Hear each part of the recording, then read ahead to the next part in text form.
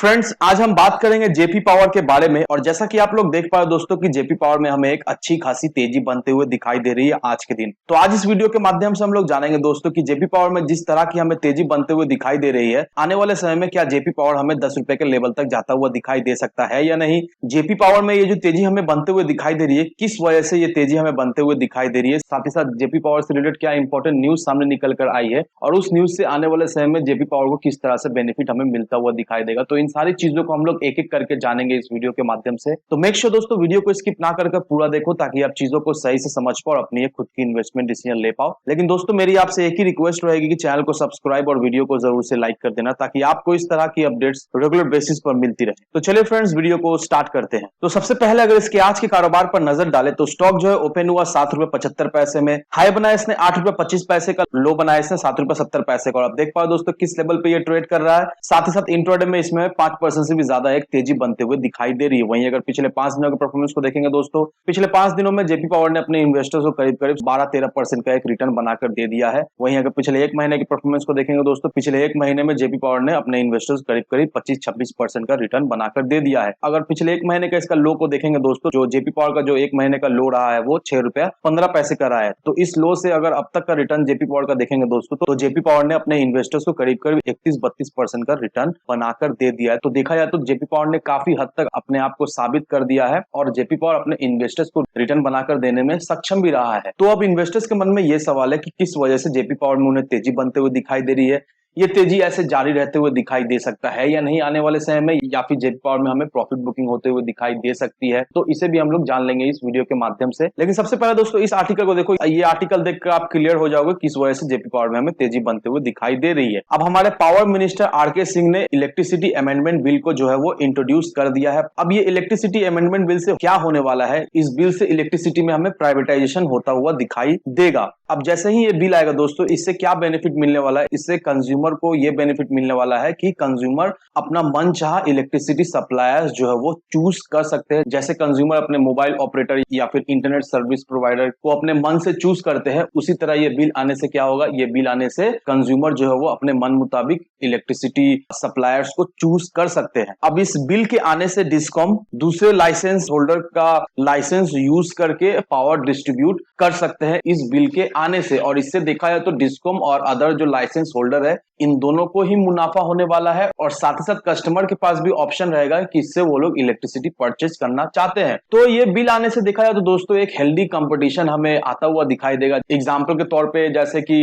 रिलायंस हुआ, एयरटेल हुआ, तो ये दोनों एक टेलीकॉम ऑपरेटर है। और अगर एयरटेल अपना प्राइस हाइक करता है तो हमें क्या दिखाई पड़ता है, हमें यही दिखाई पड़ता है कि जियो ने अपना प्राइस जो है वो घटा दिया है ताकि और भी कस्टमर को वो लोग अट्रैक्ट कर सके। तो वैसे ही दोस्तों इस तरह की हेल्दी कंपटीशन हमें इलेक्ट्रिसिटी सप्लायर्स में भी आते हुए दिखाई देगी। अगर कोई एक इलेक्ट्रिसिटी सप्लायर अपना कॉस्ट ज्यादा रखता है तो दूसरा देखा है तो अपना कॉस्ट जो है वो कम रखेगा। इससे एक हेल्दी कंपटीशन हमें मार्केट में बनता हुआ दिखाई देगा। और इससे देखा है तो discom as well as power supply companies as well as customer, ये सारे लोगों को हमें बेनिफिट आने वाले समय में मिलता हुआ दिखाई देगा। और अभी देखा है तो दोस्तों इंडिया कंटिन्यूअसली अपने प्लान के ऊपर काम कर रही है ताकि वो लोग एक लॉ ला पाए जिस लॉ से पावर सेक्टर में जो 75 बिलियन यूटिलिटी डेट है उससे इस सेक्टर को राहत मिले, ताकि ये सेक्टर जो है वो अच्छी तरीके से परफॉर्म कर सके। क्योंकि हम लोग अच्छी तरीके जानते हैं दोस्तों कि पावर सेक्टर के जितने भी कंपनीज है उसके ऊपर अच्छा खासा डेट है, क्योंकि ये सेक्टर ऐसा है दोस्तों कि इस सेक्टर में बहुत ज्यादा ही पैसा लगता है। और इस वजह से ऑलमोस्ट जितने भी पावर सेक्टर कंपनीज है उसके ऊपर देखा है तो काफी ज्यादा कर्ज का बर्डन हमें दिखाई देता है और इस वजह से वो लोग अच्छा खासा प्रदर्शन भी नहीं कर पाते हैं। तो इस चीज को दूर करने के लिए इंडिया भी प्लान कर रही है और बहुत ही जल्द हमें एक लॉ भी आता हुआ दिखाई दे सकता है। तो दोस्तों देखो, मैंने आपको 2 आर्टिकल दिखाया और ये दोनों ही आर्टिकल बहुत ही इंपॉर्टेंट है, क्योंकि देखा है तो पावर सेक्टर का जो यूटिलिटी डेट है उसको माफ करने का भी बातचीत चल रहा है और साथ ही साथ इलेक्ट्रिसिटी अमेंडमेंट बिल भी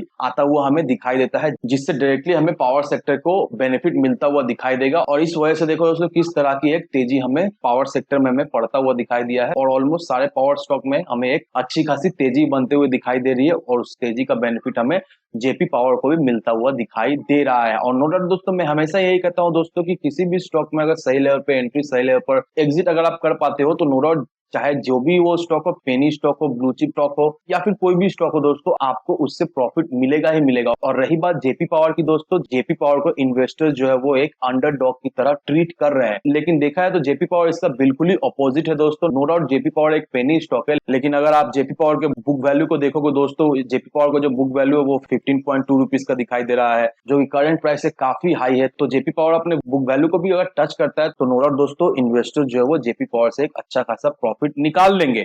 और वहीं अगर आप स्टॉक के पीई रेशियो को बात करोगे दोस्तों, तो स्टॉक का पीई रेशियो हमें ठीक ठाक दिखाई दे रहा है, 51.3 दिखाई दे रहा है।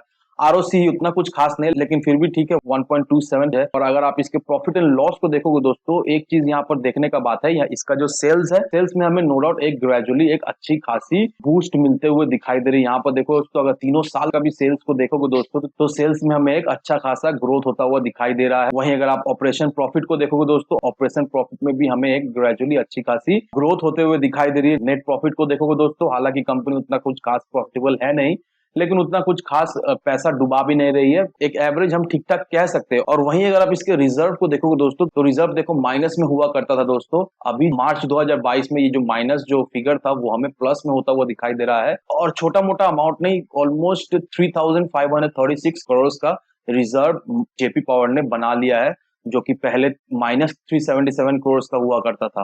तो आप देख लो दोस्तों किस तरह से जेपी पावर में हमें एक स्टेबिलिटी, एक ग्रोथ होता हुआ दिखाई दे रहा है। जेपी पावर अपना बोरोइंग्स पर भी काम कर रहा है। यहाँ पर देखो दोस्तों, अगर आप ये तीनों साल को देखोगे दोस्तों, तो ग्रेजुअली जेपी पावर अपने बोरोइंग्स पर काम कर रहा है, ये देखकर हमें साफ पता चल रहा है। वहीं अगर आप इसके अगर शेयर होल्डिंग पैटर्न को देखोगे दोस्तों, तो प्रोमोटर्स का होल्डिंग हमें 24% का दिखाई दे रहा है, उसमें से करीब 94-95% जो है वो प्लेज पड़ा हुआ है। तो अब देखो दोस्तों, ये देखकर आपको घबराना है नहीं। क्यों घबराना है नहीं, मैं आपको बता दे रहा हूँ।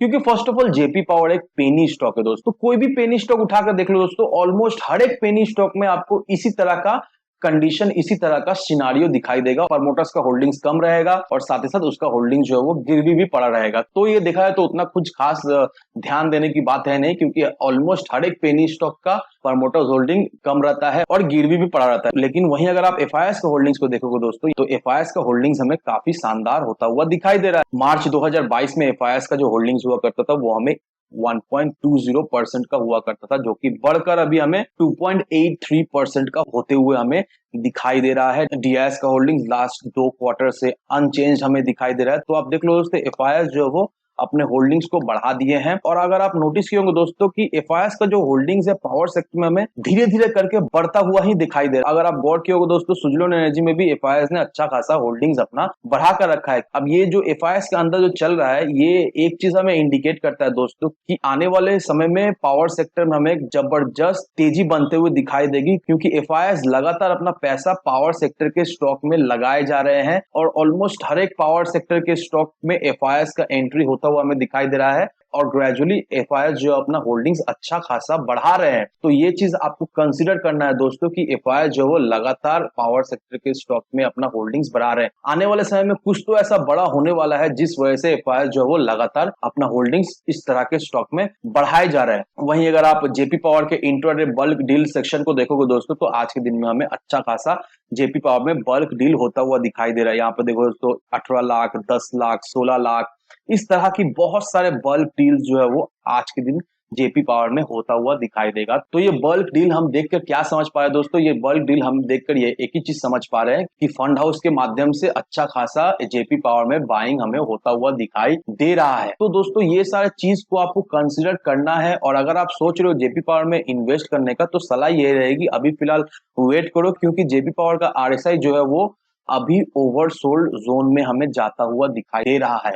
और आपको पता ही है, जब भी ओवरसोल्ड जोन में आरएसआई जाता है, तो जैसा भी तेजी बने, जैसा भी स्टॉक हो, उसमें हमें शॉर्ट टर्म के लिए एक प्रॉफिट बुकिंग होते हुए दिखाई देती है। और वैसा ही जेपी पावर में आने वाले कुछ ट्रेडिंग सेशन में होने वाला है। तो सलाह ये है कि फिलहाल थोड़ा वेट करो, अभी जेपी पावर कुछ ट्रेडिंग सेशन बाद करेक्ट होगा, फिर स्टेबल होगा, फिर वहां से आप एक खरीदारी कर सकते हो अपना। तो इन सारे फैक्टर को कंसिडर करो, उसके बाद ही अपना एक इन्वेस्टमेंट डिसीजन लो। लेकिन दोस्तों मेरी आपसे एक ही विनती रहे कि विदाउट एनी डिटेल रिसर्च के बिना कहीं पर भी इन्वेस्टमेंट ना करें। वीडियो अगर आपको पसंद आए तो लाइक से सब्सक्राइब जरूर करना। तो चले फ्रेंड्स, मिलते हैं हम अगले वीडियो में।